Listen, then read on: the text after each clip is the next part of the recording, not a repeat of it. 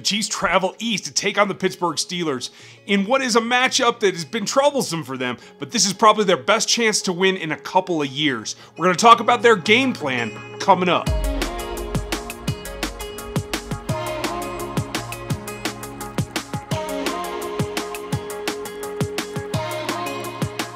Welcome back to RGR. I'm Ryan and I've gone rogue, and this is the channel about the Chiefs and the NFL and everything that goes on. Man, we are going to get right into it because there's been a lot going on. Last week, the Chiefs lit up the NFL and put them on notice, and now they have to go from the West Coast out to the East Coast, or close to anyway, and get in Pittsburgh, try to make the best of this start, and attack a Steelers team that isn't necessarily firing on all cylinders. There's a lot to talk about, but first, if you're new to the channel, make sure you hit the subscribe and the bell notifications so you know when we put new videos up. And I'd like to know what you think, so hit the comments, give that thumbs up if you like what you see. Now we're going to get right into it at this point. The Steelers are in an interesting situation. Coming off of a tie, something that is really rare in this league, and something that should be pretty frustrating for them. That and the fact that Lev Bell is not in the locker room at this point is problematic for them. They look like they're in a little bit of disarray, although James Conner ran really well. We're going to talk about him in a little bit. But first, when the Chiefs are on offense, number one thing of these 4 points is going to be they have to attack the CBs that are opposite of Tyreek Hill. Expect after his performance in Week 1 that Tyreek Hill is going to get plenty of attention. You're going to see Sean Davis playing safety. You're going to see a number of guys at corner because Joe Hayden is still not practicing. So if Hayden's able to go, I don't think he's going to make it through the whole game. But I don't really expect him to play at all. So you're going to have a combination of players out there. One being Artie Burns, one being Cam Sutton. Sutton's a shorter guy. He did end up with a pick last week, but that was kind of a fluke, to tell you the truth. And he's a guy that I think can be picked on by the stronger, bigger Watkins. They're going to look to double cover and bracket Tyreek Hill, which may be very problematic for them. I expect Tyreek to run some crossing patterns, and the depth stuff I think may come from Sammy Watkins. So against Cam Sutton, you can go up and above him and use Sammy's body to shield him off, be the big receiver that he is, and I think he may get a lot more involved in the game plan this week. If you happen to draw Artie Burns, well, this is a guy that exploded in Week 1, lost his temper completely. A young player with a bit of a high emotion, runs hot, and is able to be taken advantage of.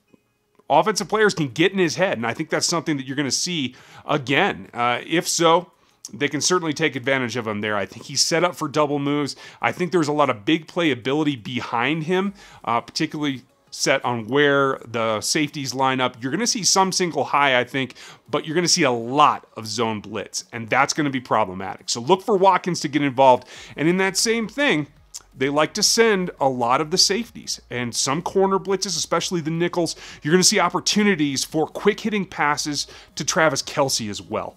So point number one, hit those guys that aren't Tyreek Hill. Point two, you got to attack the Steelers' run game. Again, with Lev Bell out, James Conner stood in pretty well, but he had a lot of carries between the tackles, and he didn't get a whole lot done. When he broke big plays, it was on the outside. So I think what you have to do is continue that. Let those linebackers flow, attack those inside gaps, and when they do, you have to get up on them. And in the run game in particular, there's a couple of things that need to happen. And first and foremost, they are strongest, or seem to be strongest, running to that side that D Ford is going to occupy. D Ford played well setting the edge in Week 1. Now he's got to step up and do it all over again. I expect him and the inside linebackers, depending on who's flipped where, both Ragland and Hitchens, depending on the strength of the formation, they are going to be key in stopping James Conner in runs like this. And as he gets going, it's important that this particular play, that can be stopped with some good play by the defensive line, but in particular, setting that edge with the outside backer, this case will be D Ford, and letting those linebackers flow. Now, Reggie and Anthony have to step up. Anthony had a good recovery game. Reggie still had a little bit a ways to go, I think, and we're going to have to see him take the next step forward against the Steelers if they're going to have a chance to win this game. I expect that he will, and I expect that they will. Number 3, on the Chiefs offense, they have to run, and they have to run to the right. What they found against the Chargers is they were most successful running that direction, and honestly, the Steelers were weakest defending in that direction, to their left. What you're going to see is that the Chiefs have to do that. Attack that side, go to their strength, get behind LDT, get behind Mitch Schwartz, and try to make some ground game there. This is a game that needs to be physical. This is a team that prides themselves on hitting you and being physical back. Now, they've got a nose tackle in Hargrave that's a little bit iffy. He can be doubled. You can get to the second level on him. There are a number of things that they can do. And look for them to try and concentrate early, at least, on taking Kareem Hunt that direction. You're going to come back and see some opportunities for counters, for a little pitch pull. I wouldn't see an outside pitch out of the ordinary, and maybe some of those touch passes that we looked at last week. If you missed that video, go check that out. It's back in the timeline. And if you like what you're seeing here, or you have a comment about what they should do, make sure you leave comments down below and share the video around. Let's see what you all think. Now, the last one is honestly probably the biggest thing. Ben Roethlisberger threw 3 interceptions last week, and he wasn't really harried on any of those plays. It was a mucky mess that they were playing in. It was wet. Maybe that had something to do with it. But if the Chiefs can get pressure, particularly inside in the A-gaps with the linebackers, the Browns found success that way. They got 14 pressures on 48 dropbacks last week. And a lot of that, at least half of it, came from the linebackers, not from their D-line, not from Myles Garrett, although he played well and got 2 of those sacks, but the pressure volume was about 50-50 from the second level.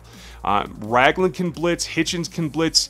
You know they can bring in Parker if they want to, and there are a number of other ways that Bob can get creative. Hopefully we see that same formation where they take the ends, either Allen and Jones or Jones and Nnadi and whoever, put them out and let the linebackers attack inside.